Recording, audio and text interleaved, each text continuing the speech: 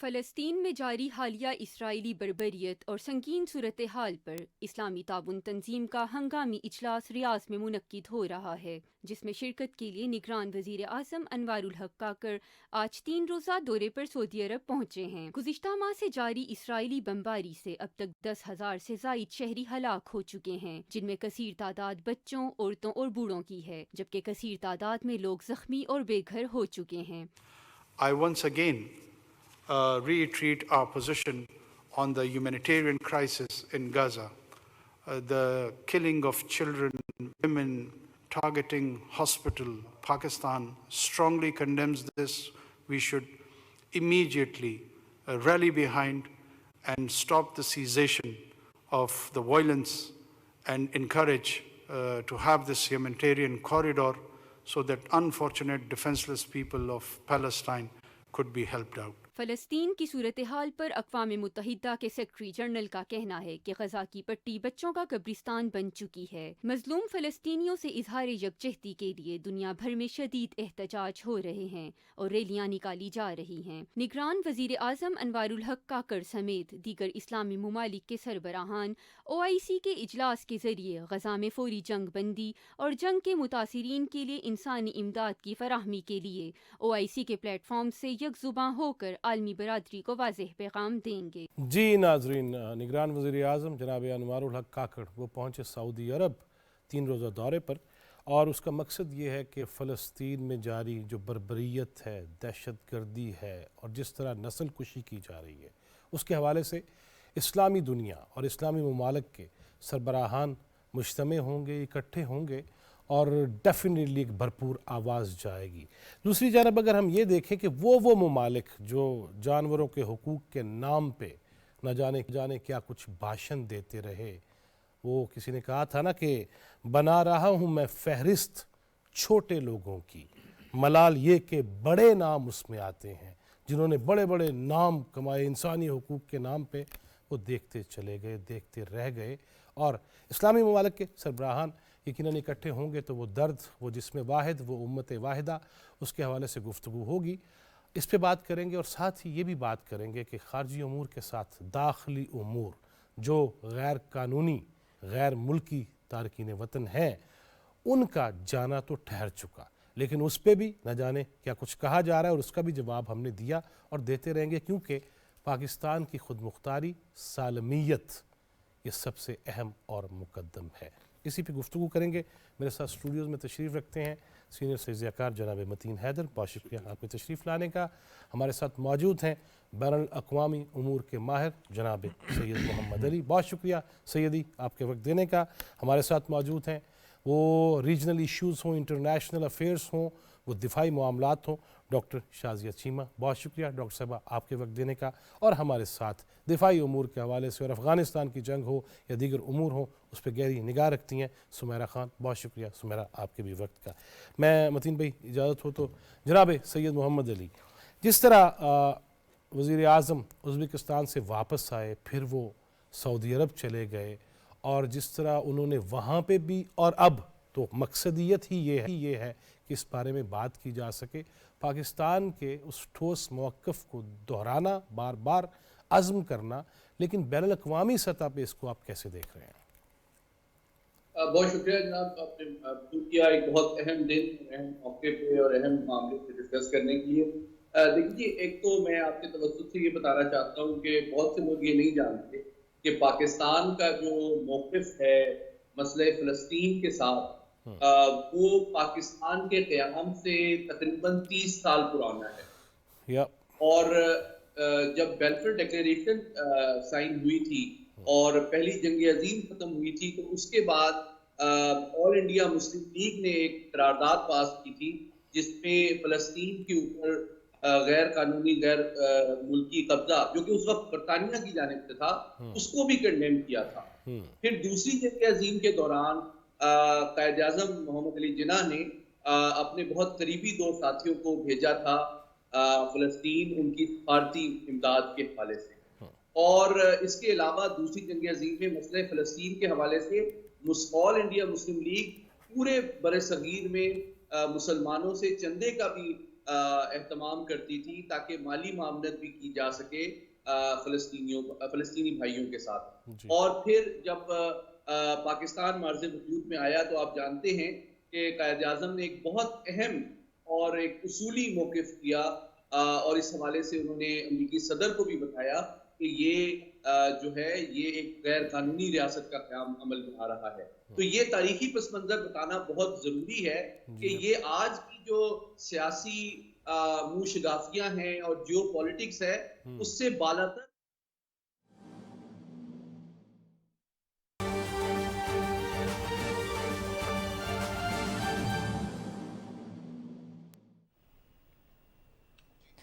نگراں وزیر اعظم انوار الحق کاکڑ کا دورہ سعودی عرب. نگراں وزیر اعظم انوار الحق کاکڑ کی فلسطین کے صدر محمود عباس سے ملاقات. وزیر اعظم نے فلسطین بالخصوص غزہ میں قابض صہیونی فوجوں کی جانب سے نہتے فلسطینیوں کے قتل عام اور نسل کشی پر گہرے دکھ اور افسوس کا اظہار کیا. وزیر اعظم نے صدر محمود عباس کو یقین دلایا کہ پاکستان فلسطین کے لوگوں کی سفارتی اور اخلاقی مدد جاری رکھے گا.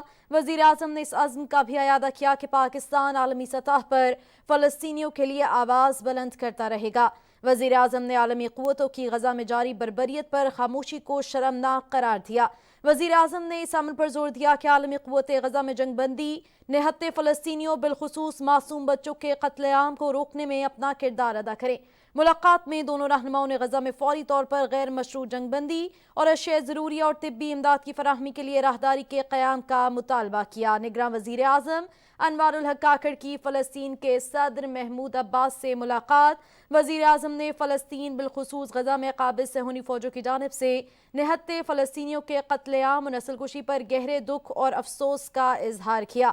صدر محمود عباس نے پاکستان کا اس مشکل وقت میں فلسطینیوں کا ساتھ دینے اور غزہ کے محصور مسلمانوں کے لیے امداد بھیجنے پر وزیر اعظم اور پاکستانی عوام کا شکریہ ادا کیا. اس حوالے سے مزید جان لیتے ہیں ہمارے نمائندے نوید اظہر سے. جی نوید. جی بالکل، آپ سے کچھ دیر پہلے نگران وزیر اعظم انوار الحق کاکڑ کی فلسطین کے صدر محمود عباس سے ریاض میں ملاقات ہوئی ہے. وہاں کل OIC کا انتہائی اہم جو اجلاس ہے اس مسئلے کے حوالے سے وہ ہو رہا ہے جس میں وزیر اعظم شریک ہوں گے. تو اس موقع پر سائیڈ لائن پہ وزیر اعظم کی فلسطین کے صدر سے جو ملاقات ہوئی ہے اس میں وزیر اعظم نے فلسطین بالخصوص غزہ میں جو قابض صہیونی فوجیوں کی جانب سے نہتے فلسطینیوں کا قتل عام اور نسل کشی جو کی جا رہی ہے اس پہ گہرے دکھ اور افسوس کا اظہار کیا ہے. وزیر اعظم نے صدر محمود عباس کو یقین دلایا کہ پاکستان جو ہے وہ فلسطین کے لوگوں کی سفارتی اور اخلاقی حمایت جس طرح کرتا آیا ہے اسی طرح جاری رکھے گا.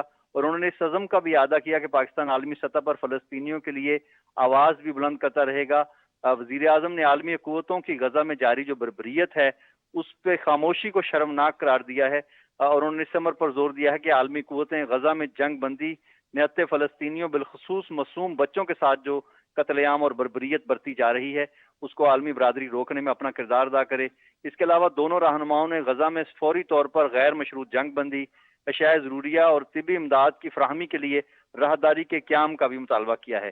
صدر محمود عباس نے پاکستان کا اس مشکل وقت میں فلسطینیوں کا ساتھ دینے اور غزہ کے محصور مسلمانوں کے لیے امداد بھیجنے پر وزیر اعظم اور پاکستانی عوام کا انہوں نے بھرپور شکریہ ادا کیا ہے. جی صحیح، شکریہ نوید اظہر، آپ ہمیں اس حوالے سے اپڈیٹ کر رہے تھے. ناظرین یہ تھی PTV کی تازہ ترین.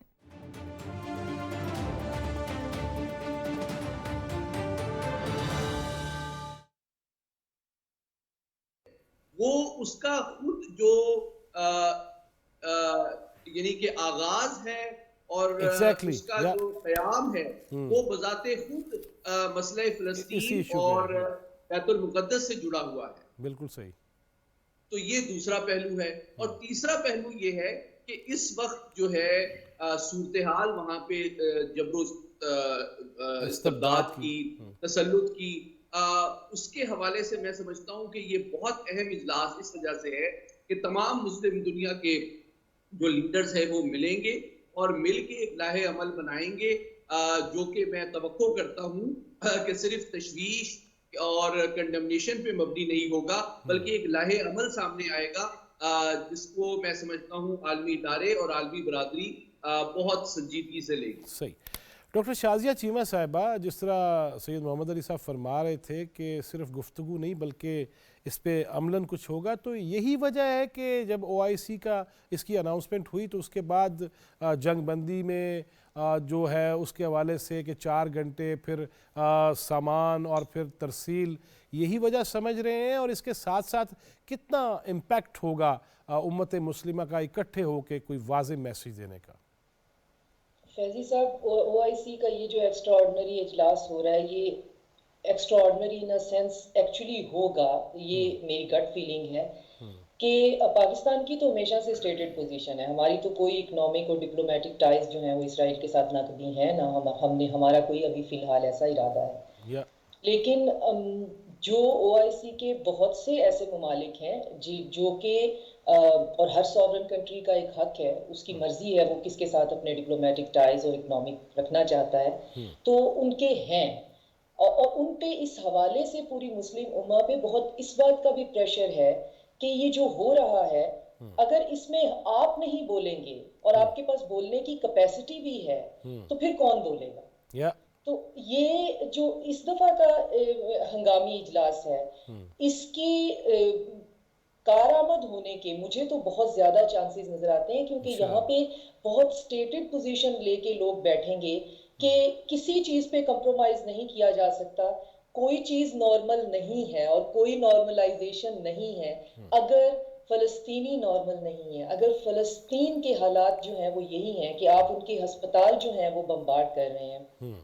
اور 2 دن پہلے ایک پروگرام میں ایک سوال مجھ سے کیا گیا کہ ان ہسپتالوں کے اندر بہت زیادہ جو ہے وہ سامان ہے اور کسی قسم کی کوئی ترسیل نہیں ہے, تو میں نے انہیں کہا کہ میں پچھلے چند دن سے دیکھ رہی ہوں سوشل میڈیا پہ اور کچھ اور میڈیمز جو ہیں, ویڈیو میڈیمز, ان پہ بمبارڈمنٹ ہو رہی ہے ایسی فوٹیج کی جس میں فیک گرافکس دکھائے جا رہے ہیں کہ شفا ہاسپٹل اور انڈونیشین ہاسپٹل کی نیچے 3 منزلیں قائم کی گئی ہیں جن میں حماس کے ٹھکانے ہیں اور ان کے دفتر ہیں اور وہ وہاں پہ رہتے ہیں, اور یہ بلڈنگ کے ساتھ صحیح, اور یہ سب کچھ فیک پھیلایا چلا جا رہا ہے, اور آپ نے اس کا نتیجہ دیکھ لیا. اور میں نے اس دن بھی کہا کہ مجھے ترسیل سے زیادہ خوف یہ ہے کہ اب اگلا نشانہ یہ بننے والے ہیں, اور اب ان ہسپتالوں پہ حملہ ہو چکا ہے, اور وہاں پہ جو فوٹیج سامنے آ رہی ہے وہ دل دہلا دینے والی ہے کہ وہاں پہ انسانیت کس حد تک گر سکتی ہے اور ہم کس حد تک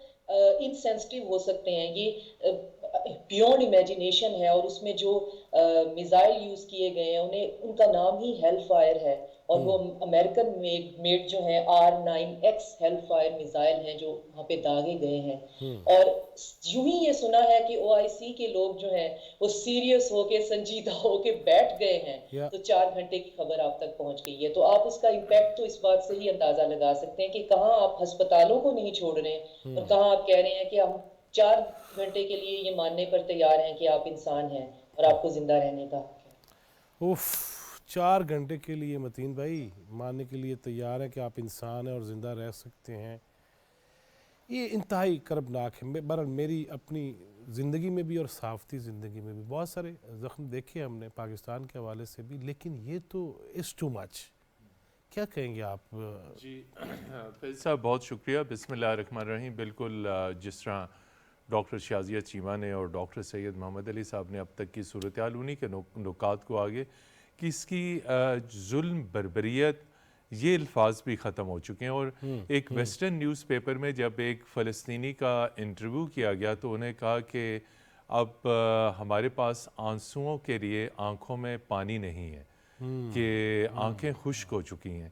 تو یہ بالکل جسے کہتے ہیں یہ ورڈز اب بالکل یہاں پہ صحیح جسے کہتے ہیں لاگو ہوتے ہیں کہ انسانیت سوز مظالم کا بھی ریکارڈ توڑ دیا گیا ہے. اور اس میں میڈیا کا جو پروپیگنڈا کیا, میڈیا کے ذریعے جو اسرائیل نے پروپیگنڈا کیا, سوشل میڈیا کے ذریعے کیا, اور یہ ہاسپٹلز زمانہ امن ہو جنگ ہو ہر حالات میں ہسپتال جو ہیں وہ جائے امان ہوتی ہیں. وہاں پہ مریض زخمی اور کانفلکٹ کی صورت میں وہاں پہ زخمی لائے جاتے ہیں, اور پھر جب بھی کانفلکٹ ہوتا ہے تو ہمارے ہاں تو کوئی بھی عبادت گاہ ہے وہ بھی جائے امان ہے, وہ کسی کی بھی ہو. جی بالکل, یہ بھی آپ نے بڑا اچھا نکتہ کہ جتنی عبادت گاہیں تھیں, جتنی مساجد تھی وہ تمام تر شہید کر دی گئی ہیں. مسلمان تو مسلمان, انہوں نے چرچز نہیں چھوڑے, عیسائیوں کی جو آبادیاں تھیں ان کو نشانہ بنایا. تو اس پہ بالکل اسرائیل کے خلاف بہت جسے کہتے ہیں ایک سٹرونگ مقدمہ بنتا ہے جنگی جرائم کا. اور جس طرح کہ OIC کا اجلاس ہو رہا ہے اس میں یقینی طور پہ بہت ہیوی ایجنڈا ہے اسلامی تعاون تنظیم کے سربراہ اجلاس کے سامنے، جس میں فوری طور پہ ایک جسے کہتے ہیں لانگ لاسٹنگ سیز فائر، اور پھر اس بات پہ بھی غور ہوگا کہ اسرائیل غزہ کو دوبارہ آکوپائی نہیں کرے گا، اور تاکہ اگر یہ آکوپائی ہو گیا تو اس میں اور مسائل ہوں گے. فوری طور پہ غزہ کو خالی کرنے کی بات ہوگی، ہیومینیٹیرین پیسج کی بات ہوگی، اور اس کے ساتھ ساتھ جو اسرائیل کی کسٹڈی میں جتنے بھی فلسطینی ہیں، اور یہ صرف غزہ کے اوپر حملہ نہیں تھا، غزہ کے ساتھ ساتھ انہوں نے ویسٹ بینک کو بھی نشانہ بنایا، وہاں پہ بھی لوگوں کا قتل عام کیا، وہاں سے فورس کڈنیپنگ بھی کی گئی. تو غزہ تو ایک بہانہ تھا، اس کے ساتھ ساتھ ویسٹ بینک کو بھی نشانہ بنایا گیا. لیکن جس طرح آپ نے بھی کہا، یہ سب سے افسوسناک اور دردناک بات یہ کہ مغربی دنیا کی دوگلی پالیسی وہ کھل کے سامنے آ گئی. آپ نے بالکل صحیح کہا، جہاں جانوروں کے حقوق کے اوپر وہاں پہ وہ بڑا بھاشن دیتے ہیں، بڑے سٹیٹمنٹس دیتے ہیں، بڑی قراردادیں لاتے ہیں، بڑی پارلیمان میں اس کا ذکر کرتے ہیں، معصوم شیرخوار بچے، خواتین بے گناہ جن کا اس کانفلکٹ سے کوئی تعلق نہیں، اس تنازع سے کوئی تعلق نہیں، انہیں نشانہ بنانا یہ یقینی طور پہ اسرائیل کو جنگی جرائم کے زمرے میں اس کیٹیگری میں لاتے ہیں. تو ہم یہ توقع کرتے ہیں کہ OIC کا جو اجلاس ہو رہا ہے وہ بڑا اہم ہے، اور پاکستان کو بھی ریپرزنٹیشن دی گئی ہے. پاکستان جس طرح ڈاکٹر سید محمد علی صاحب نے کہا کہ ایک بہت طویل عرصے سے 1947 سے بھی پہلے کی فلسطین کے ساتھ اس خطے کے لوگوں کی، اس خطے کے مسلمانوں کی ایک اٹیچمنٹ ہے، اور وہ بالکل اسی کمٹمنٹ، اسی ریزالو کے ساتھ، اسی ڈیڈیکیشن کے ساتھ، اسی محبت کے ساتھ وہ جو سپورٹ ہے وہ چلی آ رہی ہے. اور اس کا ایک اثر یہ بھی ہے اور ایک ریفلیکشن یہ بھی ہے کہ اس تمام تر کانفلکٹ کے باوجود پاکستان سے پریکٹیکلی ہیومینیٹیرین اسسٹنس گئی ہے، اور وہ وہاں پہ ڈیلیور کروائی گئی. تو اس دفعہ پاکستان کے وزیر اعظم بھی بڑی اہم سپیچ کریں گے، اور بڑی اہم تجاویز اس وقت پیس کے لیے آئیں گی وہاں پہ، اور امید کرتے ہیں کہ ان تجاویز کو ویسٹرن برڈ بڑی سنجیدگی سے لے تاکہ مسئلے کا پائیدار حل نکل سکے. سمیرہ خان، آپ نے جنگی علاقے بھی دیکھے، اگلے محاذوں پہ بھی آپ جاتی ہیں، لیکن یہ جس طرح کی چیخ و پکار، آہ و بکا، اور کوئی سننے والا نہیں ہے، سچی بات ہے دل دہل جاتا ہے. اور صحیح بات کر رہے تھے متین حیدر صاحب کہ اب تو الفاظ بھی وہ ہم استعمال کر کے نا، تو اس میں بھی کوئی وزن نہیں مجھے محسوس ہوتا کہ اتنا زیادہ آئے روز ہر سیکنڈ بعد. اور ڈاکٹر صاحبہ جس طرح کہہ رہی تھی کہ اس قدر سفاکیت اور خاص طور پہ پروپیگنڈا، جس پہ انہوں نے کہا کہ سوشل میڈیا، میں تو خیر متین صاحب بھی کہہ رہے تھے، میں تو سوشل میڈیا کو سوشل میڈیم کہتا ہوں، یہ میڈیا کی بھی توہین ہے جس طرح کی فیک نیوز چلائی جاتی ہیں. کیا کہیں گی سمیرہ آپ؟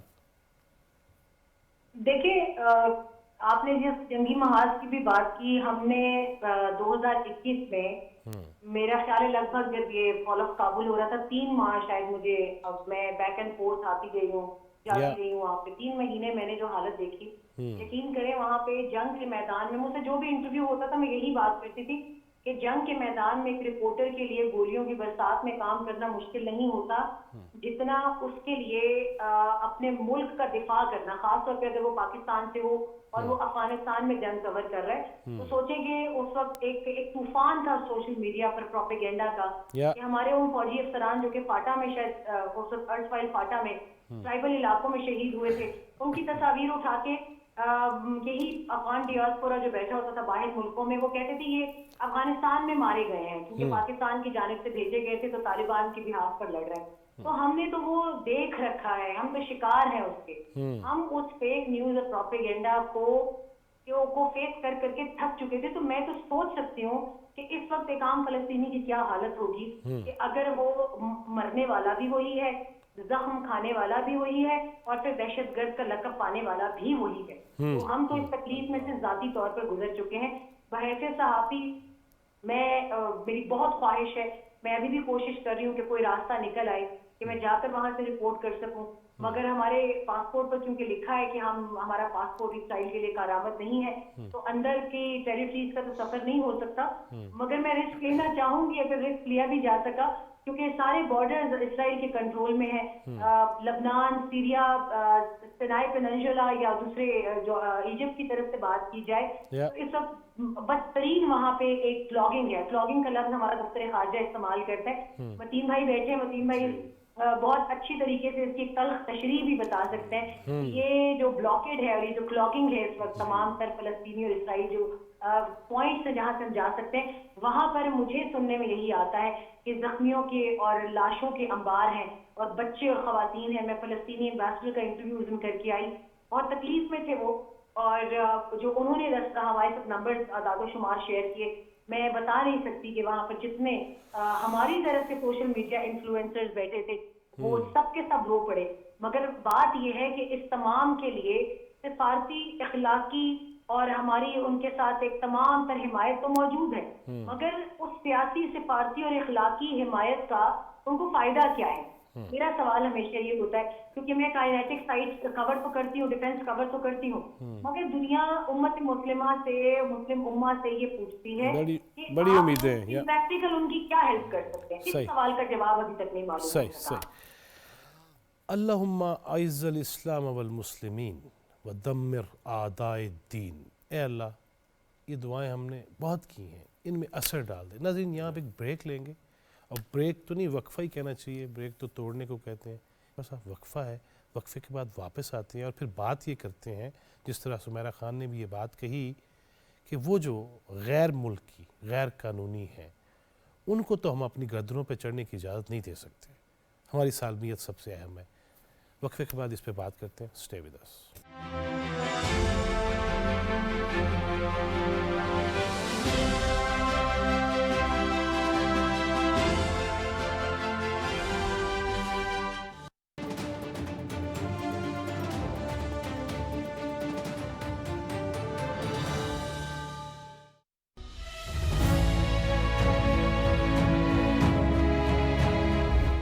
کشمیریوں کے جذبہ آزادی کو دبانے کے لیے بھارت دہشت گردی کو ریاستی پالیسی کے طور پر استعمال کر رہا ہے.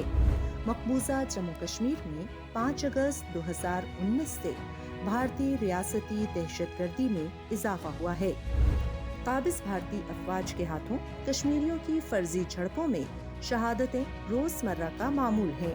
بھارتی ریاستی دہشت گردی کے باوجود کشمیری حق خود ارادیت کے مطالبے پر ڈٹے ہوئے ہیں.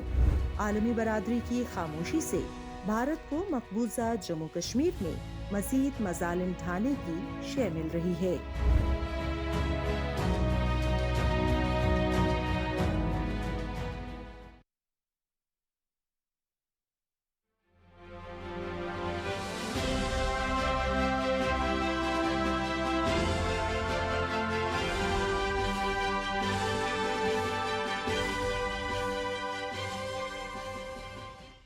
حکومت پاکستان کی جانب سے غیر ملکی اور غیر قانونی تارکین وطن کو واپس جانے کے احکامات کے بعد سے اب تک 1,65,000 افراد اپنے وطن واپس جا چکے ہیں. حکومت پاکستان کے مطابق غیر قانونی طور پر پاکستان میں مقیم افراد کا انخلاء عالمی قوانین کے مطابق تکمیل میں لایا جا رہا ہے. بدقسمتی سے عبوری افغان حکومت کے قیام کے بعد سے پاکستان میں دہشت گردی کے واقعات میں 60% اور خودکش حملوں میں 500% اضافہ ہوا ہے. حالیہ عرصے میں دہشت گردی کی شرح میں واضح اضافہ ہوا ہے. ملک کو درپیش اندرونی اور بیرونی سیکیورٹی چیلنجز سے نمٹنے میں بھی غیر قانونی تارکین وطن کا انخلاء اہم کردار ادا کرے گا. دفتر خارجہ کے مطابق غیر قانونی طور پر مقیم باشندوں کے انخلاء کا فیصلہ پاکستان کی خود مختاری اور سلامتی کو پیش نظر رکھ کر کیا گیا ہے. ہم عبوری افغان حکومت سے مطالبہ کرتے ہیں کہ وہ بھی افغانستان میں غیر قانونی طور پر مقیم پاکستانیوں کو جو کہ پاکستان میں دہشت گردی میں ملوث ہیں پاکستان کے حوالے کریں. حکومت پاکستان ایسے تمام پاکستانیوں کو وصول کرنے کے لیے تیار ہے. حکومت پاکستان کے اس اقدام سے آنے والے دنوں میں قومی سلامتی و مفادات پر دور رس اثرات مرتب ہوں گے اور ملک میں موجود بد امنی پر قابو پانے میں مدد ملے گی. جی ناظرین، ہم نے جس وسیع القلبی کا مظاہرہ کیا، جس طرح اپنا دامن وسیع کیا، لیکن جس طرح کاکڑ صاحب فرما رہے تھے نا کہ اس میں اضافہ ہو گیا خودکش حملوں میں، دہشت گردی میں، اور وہ دامن ہے تار تار میرا، دل ہے لہو لہو، ہے دوستوں کی مجھ پہ عنایات بے بہا. یہ ہم برداشت کرتے چلے جائیں گے اور کوئی بھی آ کے ہمارے جوانوں کو، ہمارے معصوم لوگوں کو نشانہ بنا دے گا؟ اور صرف افغانستان ہی نہیں، جو بھی غیر ملکی ہے، جو غیر قانونی ہے، اس کو یہاں سے نکالنا، اس کو ملک بدر کرنا، یہ ہمارا آئین کہتا ہے، ہمارا قانون کہتا ہے، اور اس پہ ہم نے عمل کرنا ہے۔ سید محمد علی صاحب، میں پشاور میں تھا، میں تورخم بارڈر تک بھی گیا سیدی، تو میں نے یہ وہاں پہ یہ بات کہی، میں آج بھی اسی کو لے کے آپ کے سب کے سامنے یہ سوال رکھنا چاہوں گا کہ سماجی طور پہ، یعنی کہ معاشرتی طور پہ، معاشی طور پہ، دفاعی طور پہ ہم نے کافی کچھ بھگت لیا ہے۔ اب اگر ہم اس پہ چل پڑے ہیں تو کوئی اس پار سے کوئی آواز بلند کرے، پھر آواز آ جاتی ہے کہ نہیں جی ہم نے تو اسلحہ نہیں چھوڑا تھا، اور وہ ہمارے ملک پہ لوگوں پہ استعمال بھی ہو۔ سیدی کیسے دیکھ رہے ہیں سارا کچھ؟ بہت شکریہ۔ تینوں پہلو اس کے بہت اہم ہیں، داخلی بھی، علاقائی بھی اور عالمی بھی۔ چلیں عالمی سے بات شروع کرتے ہیں جو آپ نے اپنی بات کی ہے۔ دیکھیں میں بلکہ اس کو غزہ کی صورتحال سے جوڑتا ہوں۔ آپ دیکھیے کہ کیا صورتحال ہے وہاں پہ، تقریباً 10,500 شہادتیں ایک مہینے میں ہو گئی ہیں، ٹھیک ہے، اور وہی عالمی برادری، وہی مغربی طاقتیں، وہی انسانی حقوق کی جو تنظیمیں ہیں، ان کو وہاں کی حقائق اور حقیقت نظر نہیں آ رہی، ان کو ان افغانیوں کی زیادہ تشویش اور ان کے انسانی حقوق کی پریشانی ہے، جن کو ہم نے بہت ہی خیر سگالی، محبت اور تحمل کے ساتھ 43 سال اپنے گھر میں رکھا ہے۔ تو یہ میرے خیال میں ایک لمحہ فکریہ ہے آپ کے ناظرین کے لیے بھی، کہ وہ انسانی عالمی برادری کے طرز عمل کو زیادہ حقیقت پسندانہ انداز میں دیکھیں، پہلی بات۔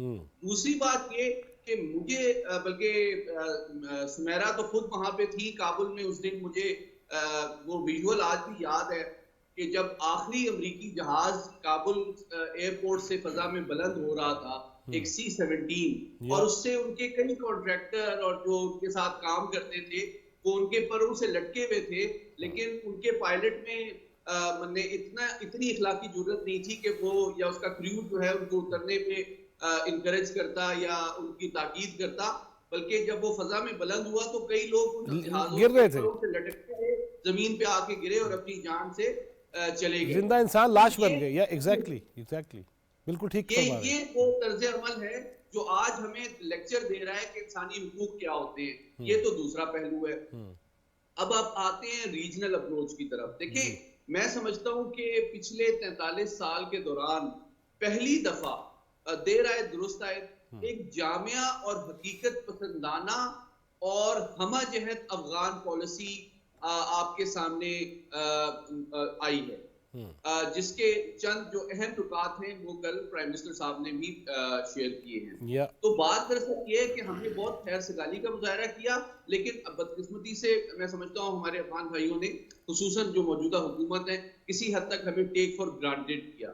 تو اور ہماری جو توقعات اور ان کی جو کمٹمنٹس تھیں بین الاقوامی، اس پہ وہ پورا نہیں اترے، تو پھر ہماری مجبوری ہے کہ ہم نے اپنے گھر میں اپنی داخلی سلامتی اور قومی سلامتی کے تقاضوں کو پورا کرتے ہوئے وہ تمام ڈاکومنٹری اور ایڈمنسٹریٹو اور لیگل میجرز لینے ہیں جو ہماری قومی سلامتی کے لیے ضروری بھی ہیں۔ اور میں آپ کے توسط سے یہ بھی بتاتا چلوں کہ جو عالمی قوانین ہیں اس کے مطابق بھی اہم ہے۔ فار ایگزامپل فیٹف میں جو ٹیرر فائنینسنگ کا معاملہ ہے وہ یہ آپ سے توقع کرتا ہے کہ آپ کے ملک کے اندر جو سرحدیں ہیں، معاشی نظام ہے اور جو تمام غیر ملکی موجود ہیں وہ ڈاکومنٹڈ ہوں، رجسٹرڈ ہوں۔ تو ایسی بات نہیں ہے کہ ہم کسی کے ساتھ کوئی تعصب رکھتے ہیں، ہم صرف اپنا گھر ہاؤس اینڈ آرڈر کرنا چاہتے ہیں۔ اور آخری بات یہ ہے کہ یہ کوئی افغان اسپیسیفک ایشو نہیں ہے، میں سمجھتا ہوں پاکستان کو تمام جو غیر قانونی طور پہ غیر ملکی پاکستان میں موجود ہیں ان کو یا تو رجسٹر کرنا چاہیے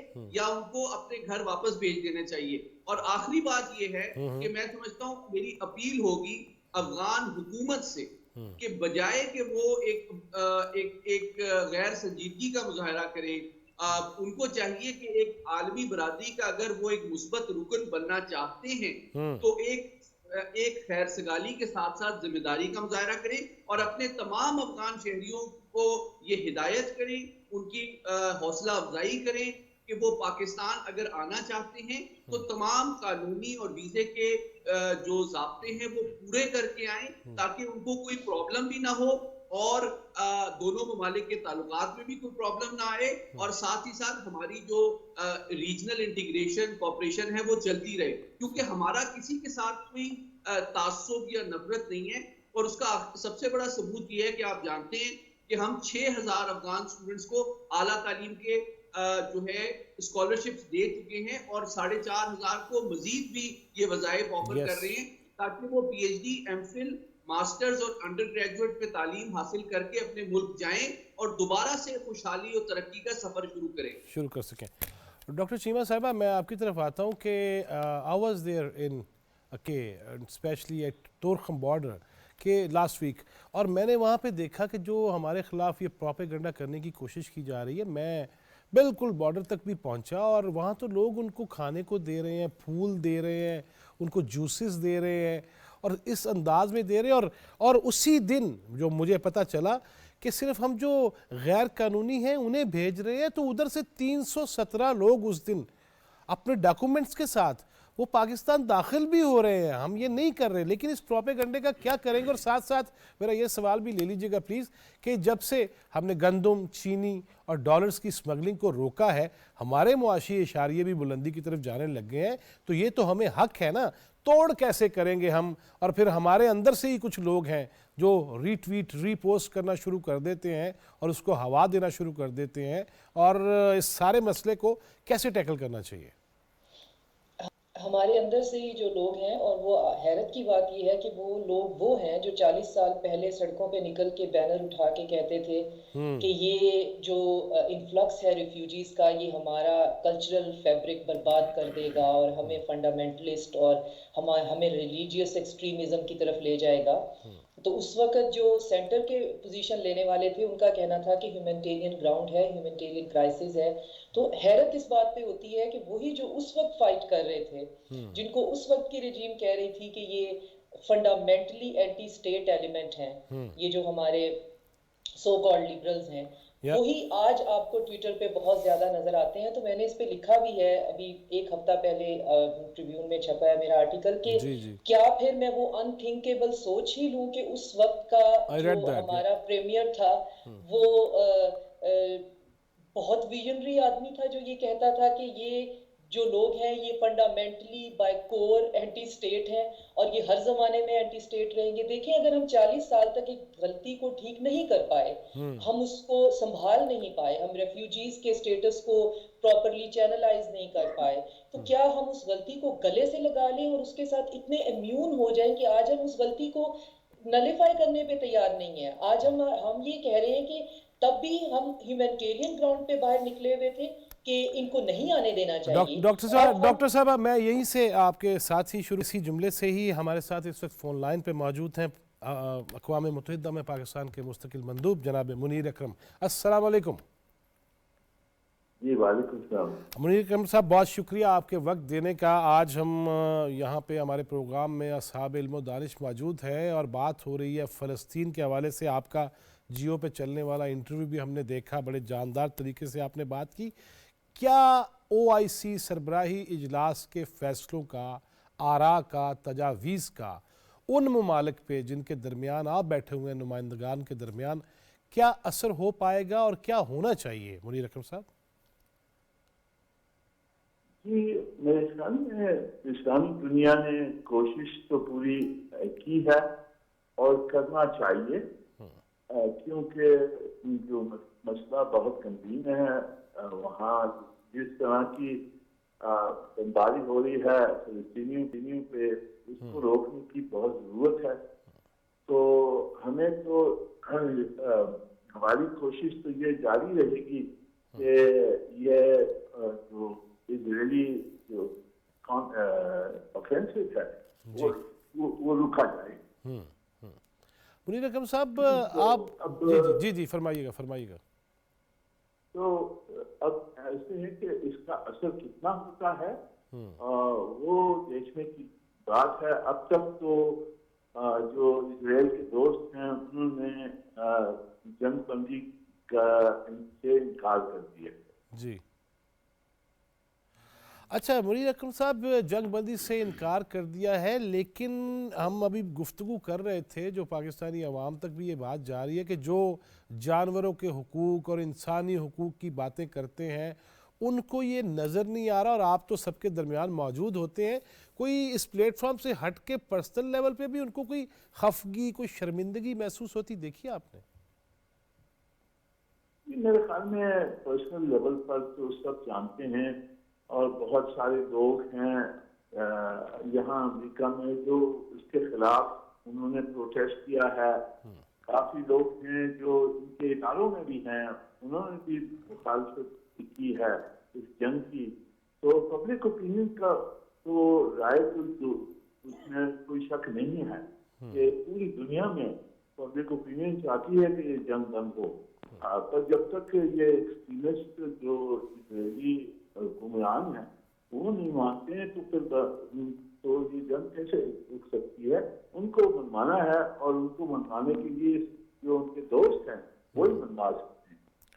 इसमें वैसे सबसे मुअस्सर तरीका क्या होगा मुनीर अकरम साहब? इस्लामी दुनिया वो कौन सी तजावीज़ दे जो आप समझते हैं और आप वहीं पे मौजूद हैं, किस रास्ते से हमें उनके कानों तक आवाज़ पहुंचानी चाहिए?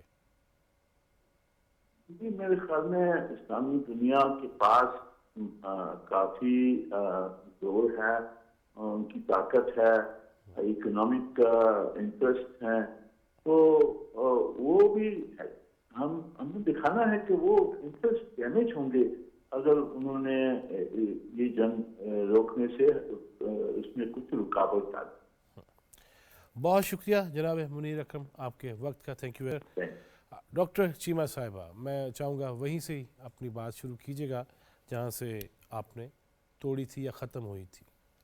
जी, तो अब ये जो हमारे यहाँ ह्यूमैनिटेरियन एक फसाड कायम किया हुआ है कि जी यहाँ पे कुछ ऐसा हो रहा है, तो हमारे नाजरीन को ये जानना चाहिए कि जैसे मैं इस वक्त पाकिस्तान में नहीं हूँ और एक प्रोसेस से गुजर रही हूँ, तो एक इंटीग्रेशन का एक पूरा लीगल प्रोसेस होता है। और ये जो मगरबी ममालिक की फंडिंग पे आप ये सब कर रहे हैं, उन मुल्कों में भी ये पूरे के पूरे तरीके से होता है कि पहले 4 साल आपने रहना है, इतना टैक्स पे करना है, आपका ये स्टेटस होगा, फिर आप लैंग्वेज इस लेवल की सीखेंगे, आप हमारी हिस्ट्री का एग्जाम देंगे, हमारा कल्चर पढ़ेंगे, उसका बाकायदा एग्जाम देंगे, फिर आप लेवल 2 पे पहुंचेंगे, फिर हम आपको एक और स्टेटस देंगे। तो ये कम से कम 10-15 साल का प्रोसेस होता है जिसमें आपका कैंड और कैश और जो आपका काइंड है वो दोनों इन्वॉल्व होता है कि आप वहाँ पे कमा भी रहे हैं, टैक्स भी दे रहे हैं, प्लस फिजिकली भी आप सोसाइटी के लिए यूजफुल हैं और विलिंगली इंटीग्रेट कर रहे हैं सोसाइटी के लिए, सोसाइटी में वॉलंटियर कर रहे हैं। तो हम भी यही कह रहे हैं, किसी ऐसे शख्स को जिसका रिफ्यूजी स्टेटस है वो केस ऑन केस उसी तरह जिस तरह पूरे वेस्ट में डील होता है वैसे ही होगा। जिस बंदे के पास नादरा का कार्ड है वो बंदा भी रहेगा, और जो अपना लीगल स्टेटस एक्वायर कर चुका हुआ है वो भी रहेगा। जो इलीगल है, और वो जरूरी नहीं है कि वो सिर्फ अफगान ही हो, वो हर शहरी के लिए है, किसी भी मुल्क के लिए है। जो इलीगल है उस पे हम इंटरनेशनल रूल्स जो है वो अप्लाई कर रहे हैं। तो इसमें ऐसा क्या है जिसके ऊपर जो है वो किसी भी पार्टी को कोई एतराज हो, या इवन वो लोग जो इन ट्विटर हैंडलर्स से ये कहलवा रहे हैं कि बहुत कोई यहाँ पे ह्यूमैनिटेरियन क्राइसिस हो गया है और लोग यहाँ से जा रहे हैं, वो लोग जो यहाँ से खाली हाथ लुटे पुटे आए थे वो ट्रकों में सामान भर भर के लेके जा रहे हैं। और कितना को यहाँ रहते हुए उन्होंने वहाँ पे होर्डिंग की है, ना वो हमारे कल्चर से इंटीग्रेट होते हैं, ना हमारी जुबान से होते हैं, ना हमारे ट्रेडिशन को वो पसंद करते हैं। इसके बावजूद 40 साल से वो हमारे साथ हैं, हर प्लेटफॉर्म पे हम उनके साथ हैं, अभी भी रहने के लिए तैयार हैं। तालिबान स्पोक्स पर्सन की एक बात जो है मुझे बहुत मज़ेदार खेज लगी। जनाब ज़बीउल्लाह जो हैं खान साहब, उन्होंने फरमाया कि पाकिस्तान को अफगानिस्तान के बारे में बात करने की बजाय अपना हाउस इन ऑर्डर करना चाहिए। तो जनाब मेरा कहना ये है कि 40 साल बाद ہم اپنا ہاؤس ہی تو آرڈر کر رہے ہیں. ہم نے اپنی تو کمر توڑوا لی آپ کا بوجھ ڈھوتے ڈھوتے، جس کے آپ کبھی تانے دیتے ہیں کہ یہ اس وجہ سے تھا اور اس وجہ سے تھا، اور ہزارہا کانسپیریسی تھیریز ہیں آپ کے پاس. تو ہم تو کمر توڑ بیٹھے ہیں آپ کا بوجھ اٹھاتے اٹھاتے. اب ہم یہی تو کر رہے ہیں کہ آپ اپنا اٹھائیے بوجھ، ہم اپنا اٹھائیں گے، اور پھر اس کے بعد ڈیسائیڈ ہوتا ہے کہ آپ کتنے بھنگڑے جو ہیں وہ ڈال سکتے ہیں. ایک اور حیرت انگیز بات ہے کہ اگر ہندوستان جیتتا ہے تو افغانستان جو ہے وہ بھنگڑا ڈالتا ہے، اور افغانستان جیتتا ہے تو ہندوستان میدان میں نکل کے بھنگڑے ڈالنا شروع کر دیتا ہے. تو اب آپ چند دن کسی اور کے ساتھ بھنگڑے ڈال کے دیکھ لیجئے. ہم نے تو 40 سال آپ کا ساتھ دیا ہے، اور ابھی بھی ہم کوئی انلیگل ان ہیومن کام نہیں کر رہے ہیں. ہم تو انٹرنیشنل ریگولیٹری لاز کو انفورس کر رہے ہیں. اور اس پہ دنیا کی کوئی طاقت ہمیں یہ نہیں کہہ سکتی کہ جی. اور یہ ٹیررزم کو روکنے کا سب سے بڑا طریقہ ہے کہ آپ کا رہنے والا ہر شہری رجسٹرڈ ہو. تو تب ہم یہاں سے ہنڈی کو روک سکیں گے، حوالہ کو روک سکیں گے، ہمارا ڈالر، چینی، چاول وہاں جا کے ہوڑ ہونے سے روک سکے گا. ہمارا کیپٹل جو ہے وہ ایک ڈرگ کیپٹل بننے کے قریب ہونے سے بچ سکے گا. ٹیرف فائٹ ختم ہو سکے گی. ہمارا لوکل جو کاروباری ہے وہ بیچارہ اپنے حق کے لیے سامنے آ سکے گا. بالکل ایسی ہے، بالکل ایسی ہے. گھروں کے کرائے تک جو ہے وہ مینٹین ہو جائیں گے. بالکل ایسی ہے. یس، بلکہ میں متین حیدر بھائی، میں پشاور میں تھا یا کراچی میں بھی ایون میں گیا تو وہاں پہ اربوں کا بزنس ہے، اور وہ ٹیکس نیٹ میں نہیں ہے. جس طرح ڈاکٹر صاحبہ نے کہا نا، ریفیوجی بھی ہو، جو بھی ہو، آپ کسی بھی ملک میں چلے جائیں، وہاں آپ ان کے نیٹ میں ہوتے ہیں، وہاں آپ دستاویزات کے ساتھ ہوتے ہیں، کتنا ٹیکس دے رہے ہیں، والنٹیرلی کیا کر رہے ہیں، آپ لے کیا رہے ہیں، دے کیا رہے ہیں، خدمات کیا ہے، آپ کا ریکارڈ بنتا ہے. لیکن یہاں تو بچے پیدا ہو گئے، پوتے بھی ہو گئے، اس کی جنم پرچی کوئی نہیں بن رہی، ان کی رجسٹریشن ہی کوئی نہیں ہے، پھر بھی ہمیں یہ کہنا کہ جی تسی بھگتو گے، یہ تو کوئی طریقہ نہیں ہے. جی بالکل، یہ آپ نے بالکل صحیح کہا کہ یہ کوئی طریقہ نہیں. اور ذبیح اللہ مجاہد صاحب نے جو سٹیٹمنٹ دی ہے، اور ان کو ہم صرف بتاتے چلیں، نہ صرف افغان طالبان کے ترجمان ذبیح اللہ مجاہد بلکہ افغانستان کی عوام کو، کہ آج تو آپ کرکٹ میچ جیتنے کے اوپر ہندوستان اگر جیتے تو بھنگڑے تو ڈال رہے ہیں، لیکن ہمیشہ سے پاکستان آپ کا مخلص دوست رہا ہے. ہمیشہ سے پاکستان نے آپ کو لک آفٹر کوچنگ ہم نے کی، کوچنگ کی، آپ کو کھلایا پلایا بڑھایا، ہاسپٹل ٹریٹمنٹ دی، آپ کی ایجوکیشن ہوئی. آج بھی کابل، قندھار اور ہرات اور جو بڑے بڑے شہر ہیں، اس میں آپ جب کسی مڈل ایج بندے سے ملیں تو وہ کہتا ہے کہ میرا بچپن اور میرا کالج ٹائم تو پاکستان میں گزرا ہے.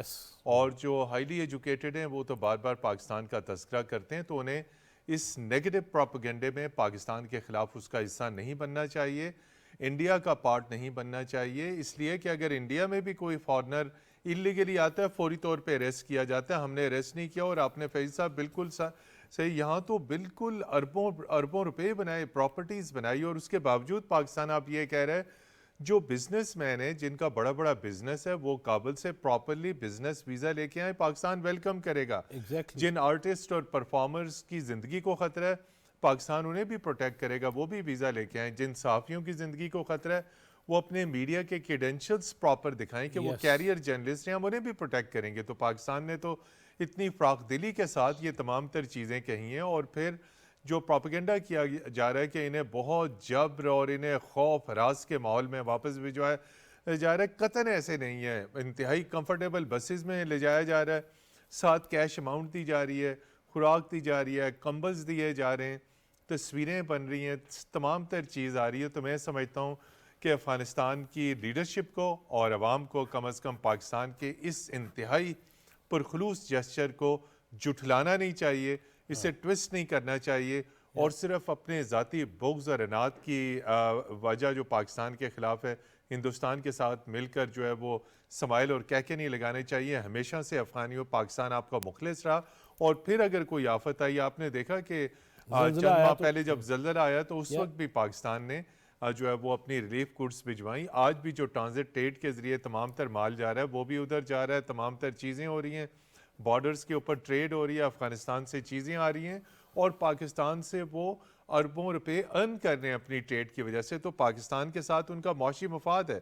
تو کم از کم انہیں ان تمام تر چیزوں کو مد نظر رکھتے ہوئے پاکستان کے خلاف اپنا جو بغض ہے، اناد ہے، اس کو اس طریقے سے ظاہر نہیں ختم کرنا ہوگا. یس جی سمیرا، جس طرح بات ہو رہی ہے کہ بغض ہے، اناد ہے، وہی بات پھر آ جاتی ہے کہ 40 سال ہم برداشت کریں اور اس سے زیادہ، اور ہماری کمر دوری ہو جائے اور یہ پھر کیش میں پیسے لے کے نکل جائیں. اس پہ تو میرا خیال ہے زیرو ٹالرنس تو ہے، لیکن اس کا بھی تو ہمیں جواب دینا ہے نا. میڈیا کی اس وقت کیا ذمہ داری بنتی ہے سمیرا؟ دیکھیے، میں جو بات کرنے والی ہوں شاید آپ کو تلخ لگے، کیونکہ اسی وجہ سے ہزاروں افغانی جو ہیں وہ بھی میری جان کے دشمن ہو چکے ہیں ابھی تک. اللہ مالک ہے انشاءاللہ. خود پاکستان سے کتنے صحافی ہیں کہ جن کے اپولوجیٹک رویے جو حقیقت سے نظریں چراتے ہوئے بات ایتھنیسٹی کی طرف لے جاتے ہیں، پشتونزم کی طرف لے جاتے ہیں. میں نام تو نہیں لوں گی، مگر پاکستان سے میرے اپنے کتنے صحافی بھائی جو ہیں وہ اس چیز کے اختلاف میں مجھ سے بہت بدزن ہو چکے ہیں. مگر میں اگر بات کروں گی ملک کے لیے کروں گی. میڈیا کا رول یہ ہے کہ آپ کو سب سے پہلے حکومت کو اب مجبور کرنا ہوگا کہ حکومت اب اس بیان کو اپنے پالیسی بیان کے حصے کے طور پر شامل کرے. ذبیح اللہ مجاہد اگر بات کرتے ہیں، ان کو ان کی ٹون میں سمجھانے کی کوشش کریں کہ آپ کو بھارت بہت عزیز ہے، آپ کو مبارک ہو، ہم آپ کی طرف بھیج رہے ہیں اپنے ملک کے قانون اور اپنے ملک کے ضابطے کو کام میں لاتے ہوئے، استعمال کرتے ہوئے، اپنی پالیسی امپلیمنٹ کرتے ہوئے.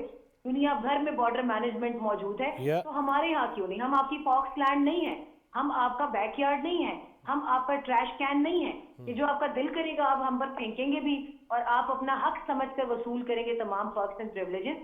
آپ ایسا کیجئے.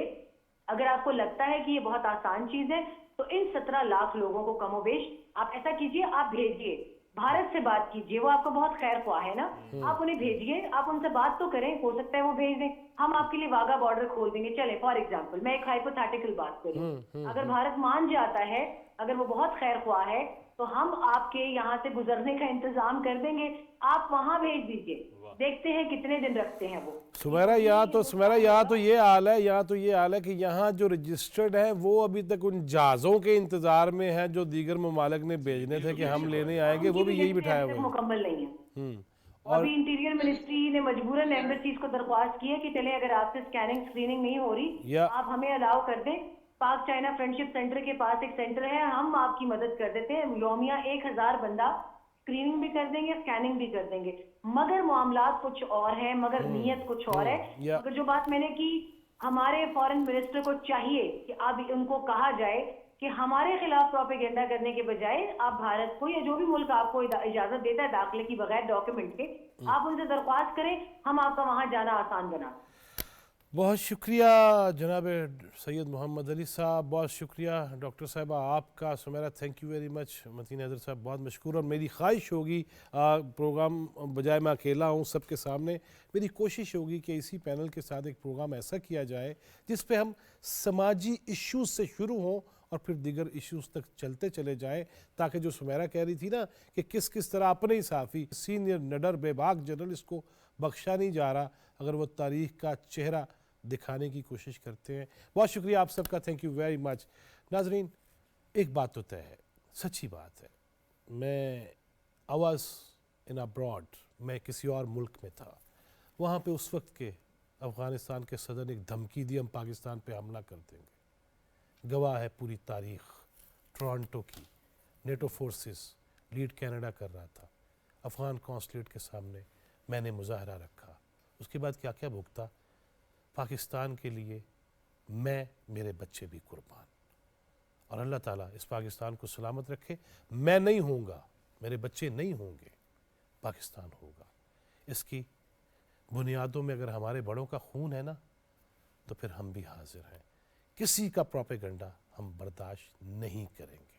اللہ تعالیٰ پاکستان کو سلامت رکھے اور جو منفی ذہنیت والے ہیں ان کو راہ ہدایت پہ لائے، وگرنہ پھر یہ میدان ہے اور یہ ہم ہیں.